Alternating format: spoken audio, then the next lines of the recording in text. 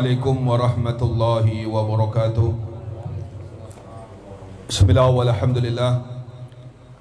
Wa sallallahu ala sayyidina Muhammadin nuril anwar wa sirril asrar wa tiryaqil aghyar wa miftahi babil yasar sayyidina wa maulana Muhammadin al-mukhtar wa alihi al-adhar wa ashabil akhyar adada ni'amillahi wa ifdali la hawla wa la quwwata illa billah, amma ba'd.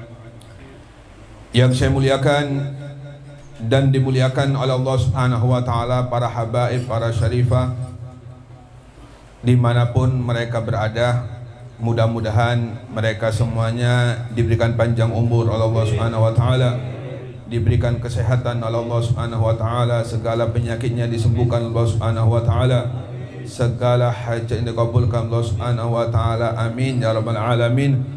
Khususnya Habib Muhammad Fitra Al-Idrus, mudah-mudahan beliau selalu istiqomah mendampingi kita, amin ya rabbal alamin.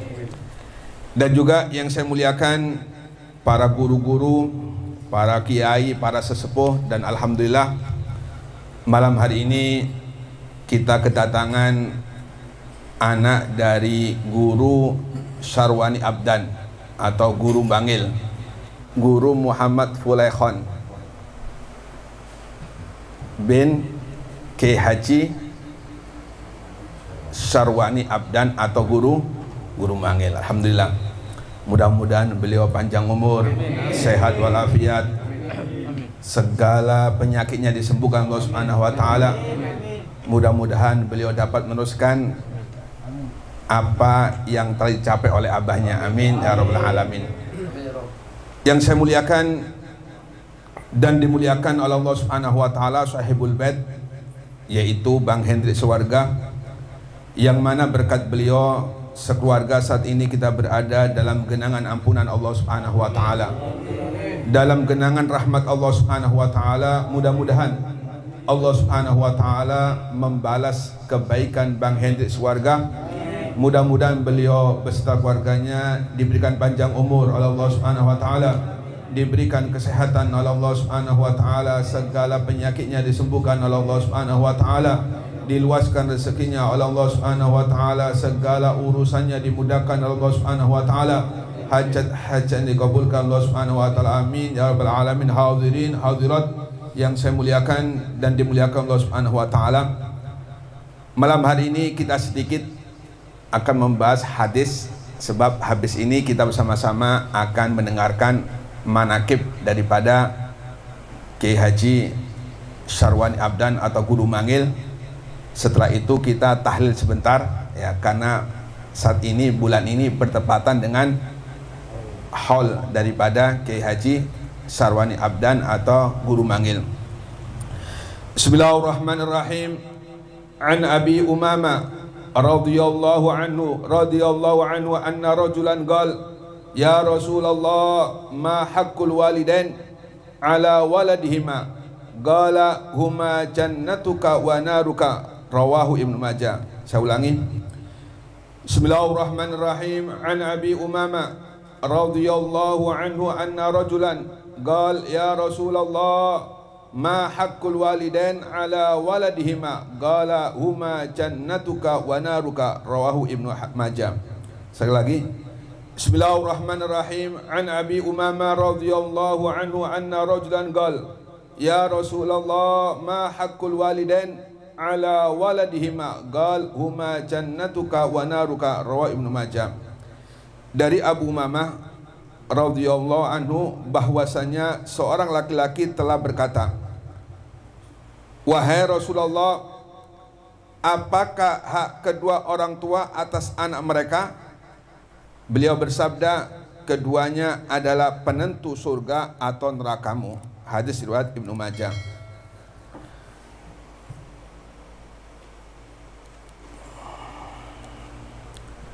Kita akan menjadi penghuni surga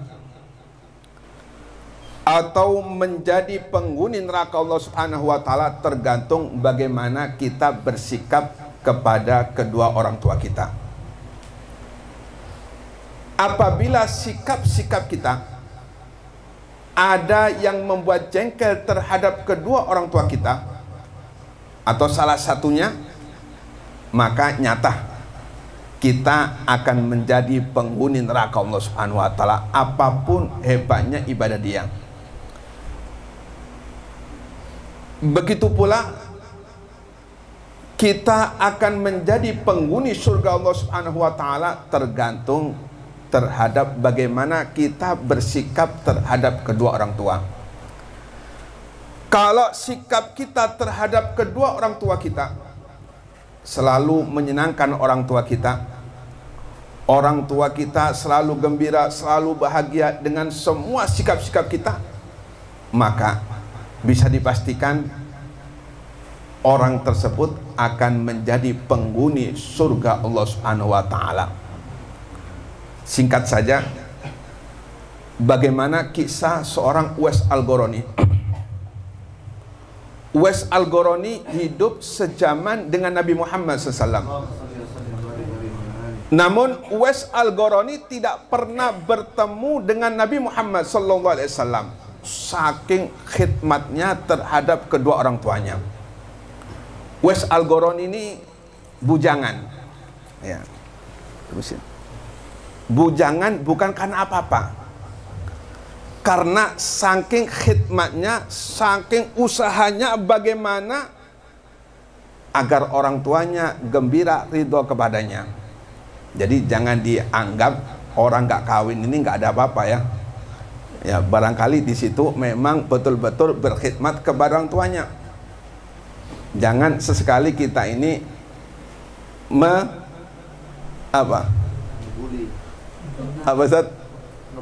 mengebuli orang yang belum kawin ya. Ya, barangkali dia itu nggak kawin karena memang bertujuan untuk memuliakan kedua orang tuanya. Sebagaimana Uwais Al-Qarani. Ya, mudah-mudahan di sini ada juga Uwais Al-Qarani. Ada nggak kira-kira di sini? Nggak.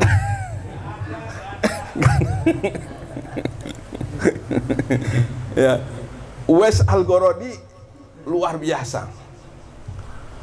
Apapun yang diinginkan oleh Uwais Al-Qarani, oleh ibunya, selalu dikabulkan oleh Uwais Al-Qarani. Ibu Uwais Al-Qarani buta matanya dan dia lumpuh.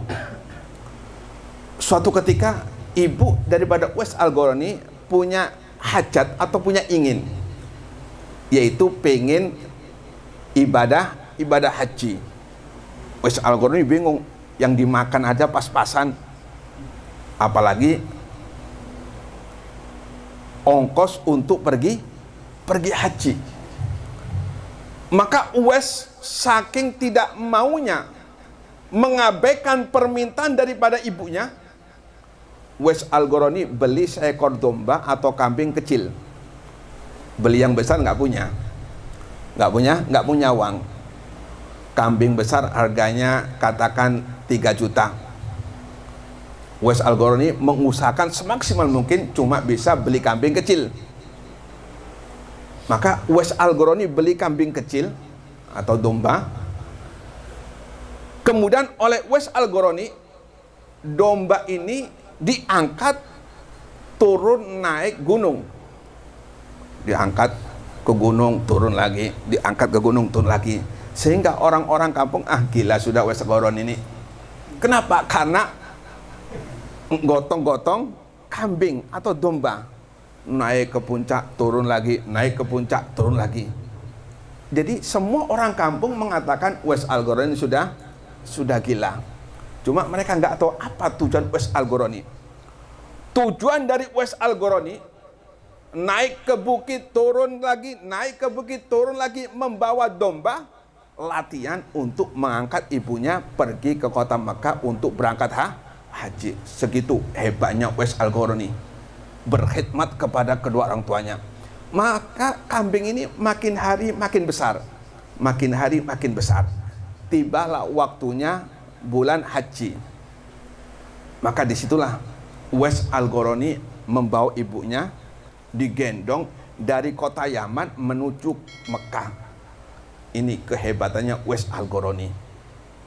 Ibunya digendong, ya, dari Yaman menuju Ka'bah. Tawaf digendong. Ini hebatnya Uwais Al-Qarani, sehingga nggak memikirkan kawin, yang dipikirkan cuma ibunya. Bagaimana ibunya bahagia, bagaimana ibunya senang. Sehingga suatu ketika saking rindunya terhadap Nabi Muhammad, pengen bertemu dengan Nabi Muhammad, Uwais Al-Qarani minta izin kepada ibunya. Wahai ibu, tolong izinkan aku sebentar untuk menemui Nabi Muhammad SAW. Maka oleh ibunya diizinkan. Wahai Uwais Al-Qarani, aku izinkan engkau ke kota Madinah. Cuma jangan lama-lama. Habis berjumpa dengan Nabi Muhammad langsung pulang. Ya, wahai ibu, sudah. Uwais Al-Qarani jalan menuju kota Madinah. Setelah Uwais Al-Qarani bertemu sampai di kota Madinah dan mengetok pintu Nabi Muhammad SAW, namun Uwais Al-Qarani tidak mendapatkan Nabi Muhammad SAW, karena Nabi Muhammad lagi mengadakan perjalanan. Bingung Uwais Al-Qarani, pulang apa tunggu, pulang apa tunggu, ibunya apa Nabi, ibunya apa Nabi, ibunya apa Nabi. Maka Uwais Al-Qarani memutuskan untuk pulang karena kepikiran dengan ibunya. Sudah pulang. Seketika Nabi Muhammad datang dari perjalanannya, Nabi Muhammad sudah tahu. Nabi Muhammad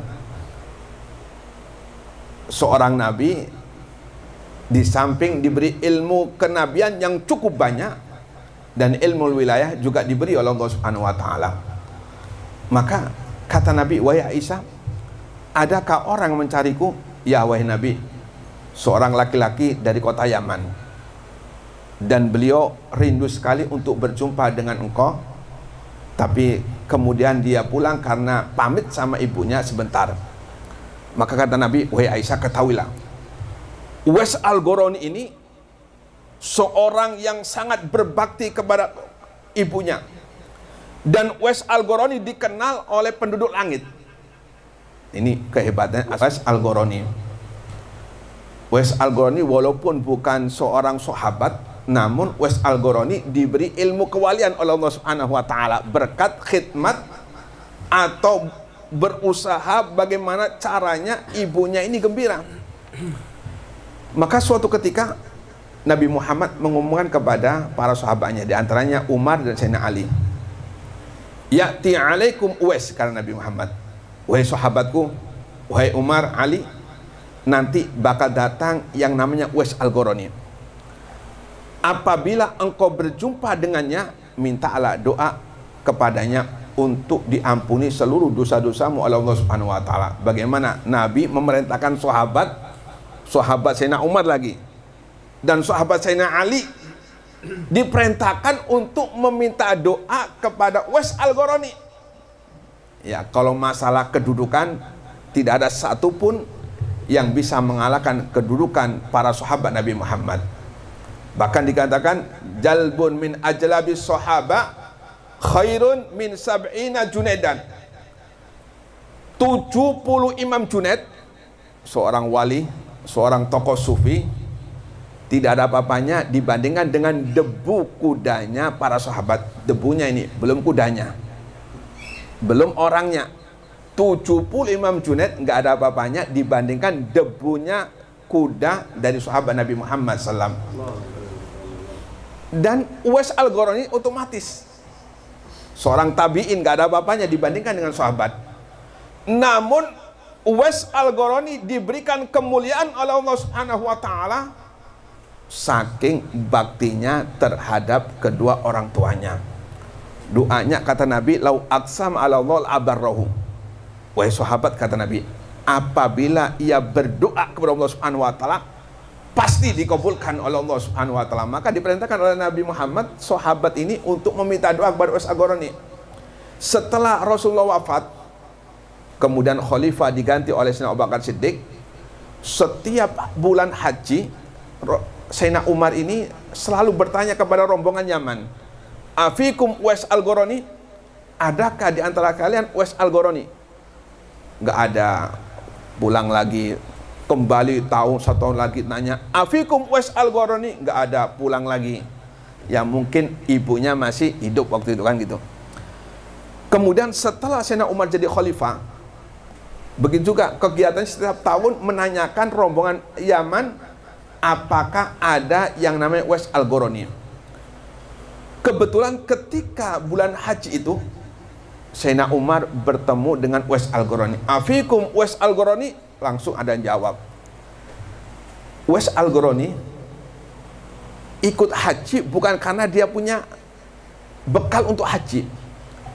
Uwais Al-Qarani ini berangkat haji semata-mata karena keinginan yang luar biasa, dan dia rela untuk menjadi penjaga binatang-binatang ternak orang-orang haji. Jadi orang haji itu dari Yaman, di samping bawa onta untuk tunggangannya, dan mereka pun membawa membawa kambing. Yang mana kambing ini tentunya dipelihara di setiap jalan, istirahat, dikasih rumput-rumput makan. Kemudian untuk makan disembelih dimakan. Jadi membawa 10 bisa habis dalam perjalanan, pulang dan pergi. Nah, Uwais Al-Qarani untuk bisa haji yaitu ikut sebagai apa? Memelihara kambingnya. Membawa kambing, bawa unta sampai ke kota Mekah. Maka ketika di kota Madinah, Sayyidina Umar menemukan Uwais Al-Qarani. Disitulah Sayyidina Umar meminta doa kepada Uwais Al-Qarani. Kata Uwais Al-Qarani, wahai Khalifah Umar, apakah enggak keliru? Justru aku yang akan minta doa kepada engkau. Engkau seorang sahabat, Khalifah dekat dengan Nabi Muhammad. Aku ini apa sih? Aku ini seorang ibarat selokan aja. Kotoran-kotoran yang ada di selokan, nggak ada apa-apa dibandingkan sahabat dan dekat dengan Nabi Muhammad SAW. Apa kata Sayyidina Umar? Wahai Uwais, ketahuilah, Rasul SAW pernah bersabda, kata Rasul, sesungguhnya sebaik-baiknya seorang tabi'in, rajulun yuqalu Uwais, seorang laki-laki yang bernama Uwais, dan dia punya penyakit baros, yaitu penyakit putih-putih semuanya, belang putih-putih. Beliau pernah berdoa langsung disembuhkan Allah Subhanahu wa taala, cuma beliau nggak pengen ada sedikit sebesar uang dirham supaya nggak disembuhkan Allah Subhanahu wa taala, sebagai tanda syukur mengingat bahwasanya dulu pernah dikasih penyakit baros oleh Allah Subhanahu wa taala. Kemudian kata Sayyidina Umar, dan aku diperintahkan Nabi Muhammad untuk meminta doa kepada engkau.